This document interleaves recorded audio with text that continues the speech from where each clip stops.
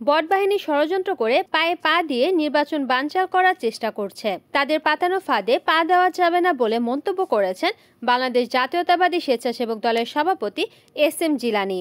আজ রোববার 10ই আগস্ট সাতক্ষীরা পৌর অডিটোরিয়ামে জেলা স্বেচ্ছাসেবক দলের তৃণমূল নেতৃবৃন্দের সাথে কেন্দ্রীয় নেতৃবৃন্দের মতবিনিময় সভায় তিনি এই মন্তব্য করেন। সভায় সাতক্ষীরা জেলা স্বেচ্ছাসেবক দলের আহ্বায়ক অ্যাডভোকেট কামরুজ্জামান ভুট্টোর সভাপতিত্বে ও সদস্য সচিব শরীফুজ্জামান সজীবের সঞ্চালনায় বিশেষ অতিথি হিসেবে বক্তব্য রাখেন কেন্দ্রীয় স্বেচ্ছাসেবক দলের সহসভাপতি নেসার হোসেন শফি, সাংগঠনিক সম্পাদক নাজমুল হাসান, জেলা স্বেচ্ছাসেবক যুগ্ম আহ্বায়ক প্রভাষক আনারুল ইসলাম, যুগ্ম আহ্বায়ক রুহুল আমিন পার, আসাদুজ্জামান খোকা, মঞ্জুরুল মোর্শেদ মিলন, মহাসিন আলম, খালিদ হাসান সুমন, মোহাম্মদ রাজিবুল ইসলাম, দপ্তর সম্পাদক সাদ্দাম হোসেন প্রমুখ। বিএনপির ভিতরে কিছু অপশক্তি রয়েছে, বিএনপির ভিতরে কিছু ব্যক্তি রয়েছে, এই সংগঠন শক্তিশালী করতে দেয় না।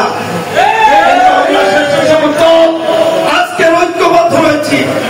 আজকে সাতক্ষীরা যুব দলের কমিটি নাই, ছাত্র দলের কমিটি নাই, একমাত্র স্বেচ্ছাসেবক দলের কমিটি রয়েছে।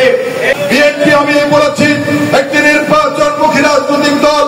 বিএনপি নির্বাচনকে সম্মান করে বিএনপি নির্বাচনের মধ্য দিয়ে জনগণের রায় নিয়ে ক্ষমতায় যেতে চায়।